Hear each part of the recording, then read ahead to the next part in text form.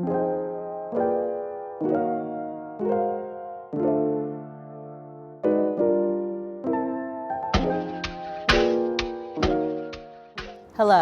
my name's Rawa Garmatsian, and I'm the Executive Director of Push Buffalo.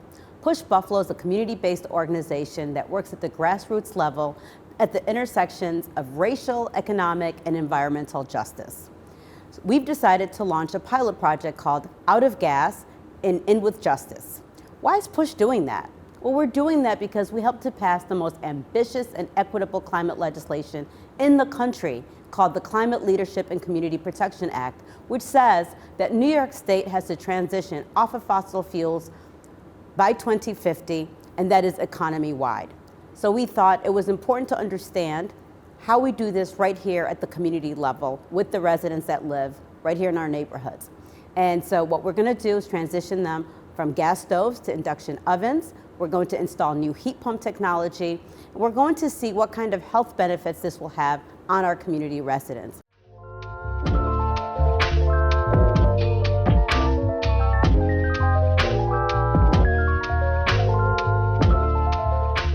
Hi Sarah, my name is Yuan and I am an associate with RMI's Carbon Free Buildings team. RMI is a nonprofit organization that has been working on energy and environmental analysis for nearly 40 years. Why is indoor air quality so important? So indoor air quality is so important because the average person spends about 90% of their time indoors. In fact, whales come up to the surface to breathe more often than humans go outside. So we need to make sure that the environment that we spend the most time in is healthy and safe. Here in the US, there are outdoor air standards.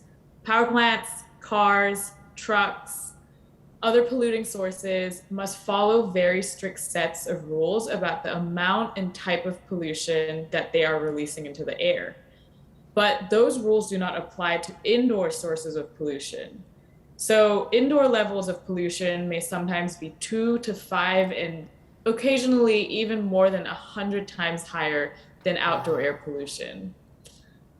So our team of researchers took it a step further and investigated what is creating indoor air pollution in our homes.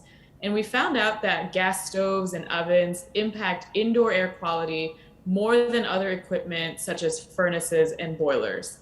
This means that kitchen activities like baking a cake in your oven or even boiling water on your stove can create levels of air pollution indoors that would be illegal outside. People simply weren't realizing this and talking about the impact that stoves have on our health and indoor air quality. And so we wanted to change that. What kind of pollutants do gas stoves put out? What did you guys find?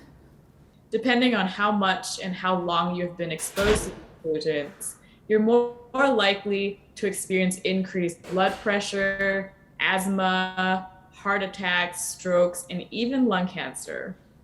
It has also been shown that children who live in homes with gas stoves have a 42% increased risk of experiencing asthma symptoms compared to children who live in homes with electric stoves.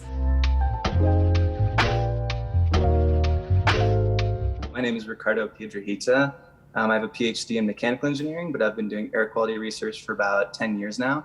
And I'm with Berkeley Air Monitoring Group. We've been doing monitoring and evaluation for household energy projects around the world for about 10 or 15 years. What kind of pollutants are we looking to monitor? We're most worried about NO2, which is an odorless gas, an invisible gas.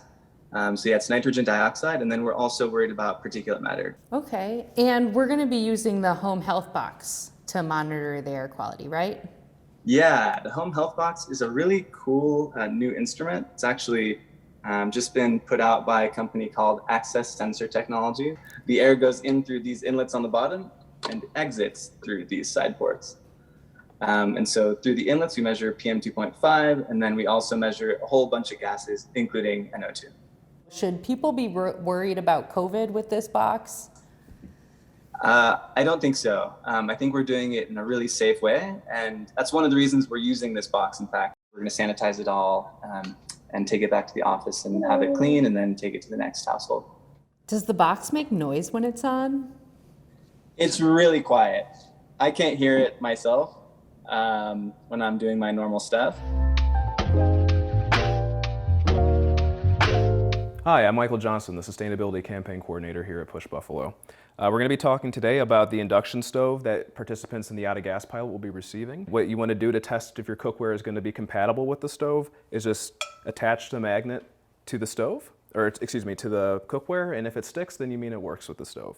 Today we'll be making spaghetti and meatballs, which is a staple in my house. It's very popular.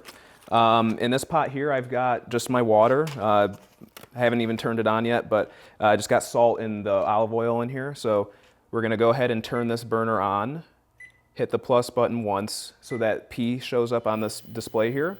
And then how you'll know it's actually working is you'll hear a slight hum coming from the burner, and that just indicates that it's in fact working. The water here is already coming to a slight boil. Another thing to keep in mind is that this stuff works really quick. And so I don't want to turn my oil on just yet, just because I don't want it to scorch. Just like we did here in turning on the water, we're going to go ahead and hit the button here. And this time, instead of going to P, I'm going to lower it down because we don't want it to be too hot. A good thing about these induction stoves is that they don't produce any heat, even though they are indeed heating the cookware. Participants in this who are going to be in the pilot are going to get on top of the stove. They'll also get cookware that's compatible. Some cookware won't work. Glass being a good example.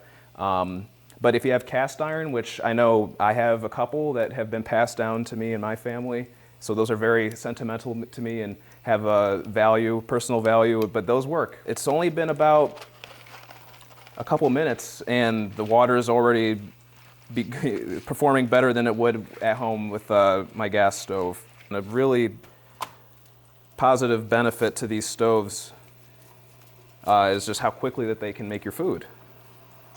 It's really fascinating to me just how efficient and clean that this technology can be.